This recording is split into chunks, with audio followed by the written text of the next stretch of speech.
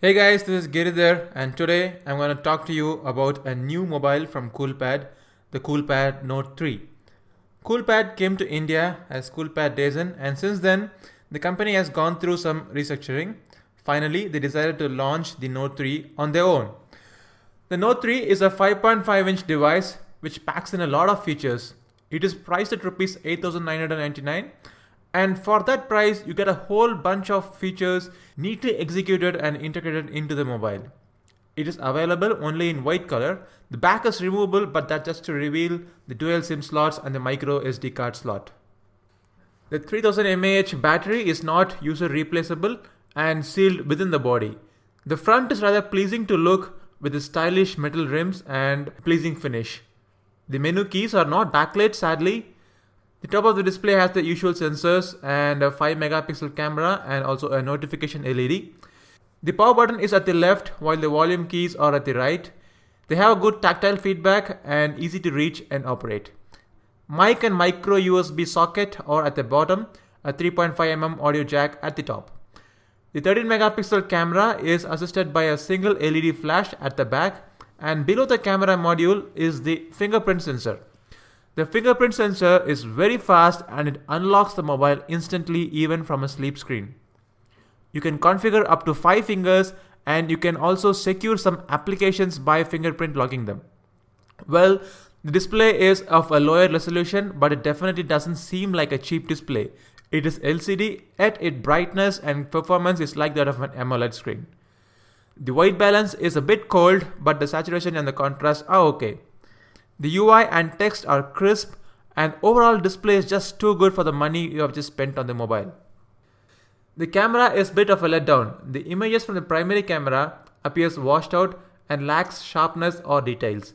The exposure levels are high and the images don't have the right contrast. The front camera also gives you a similar result, but what excites me is the camera UI. The UI gives you a pro mode where you can control only the ISO and exposure and focusing distance. Though the UI offers touch to focus tracking feature is the one that surprised me the most. High-end DSLRs and some mirrorless cameras offer focus tracking and it was seen recently in the Samsung Galaxy S6. However, in a device of this price range, a perfectly functional focus tracking system is surprising to me.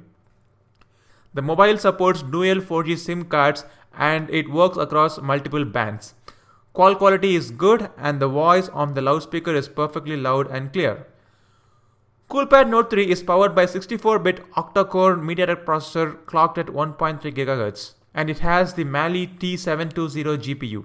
It has a 3 GB of RAM and 16 GB of internal storage which can be expanded with a micro SD card. And also the mobile supports USB OTG for extra storage. Performance is impressive. The UI is snappy and the applications run smoothly and it also handles games with ease. High-end games which are graphically rich show signs of stuttering and the frame drops now and then. The phone also gets a little warm on prolonged gaming which is expected and it is limited within the acceptable levels. Again, this sub 10,000 rupees mobile impresses me with its performance which matches some mid-range mobiles. Note 3 runs on Android 5.1 with custom UI. The UI is another highlight of this mobile. It is one of the most ambitious UI I have seen in recent times. The icons are arranged on the app desk like iOS, but you can switch to traditional Android style, but in either modes, finding an app is a pain. There is no easy sort or filter option. It has a few themes for customization, but the options are limited. Secure Zone protects your app and data. Multitask window lets you open 2 apps at the same screen. C button opens the Pi control menu with a few useful menu items. Long standby mode extends your battery life. It has a plethora of gestures which are customizable and really useful. Though the UI has a lot of features, it is not a mature and stable implementation. I wouldn't say it's an unusable, but it is very unstable. If Coolpad has the commitment, these issues can be fixed with an update. But when it works, the UI is very fast and snappy. The device is powered by 3000 mAh battery. Under normal usage conditions, the device lasts for over 17 to 19 hours on an average. Also, it takes a little less than 2 hours for the mobile to charge from 0 to 100%. I must say that the battery performance is not very satisfactory.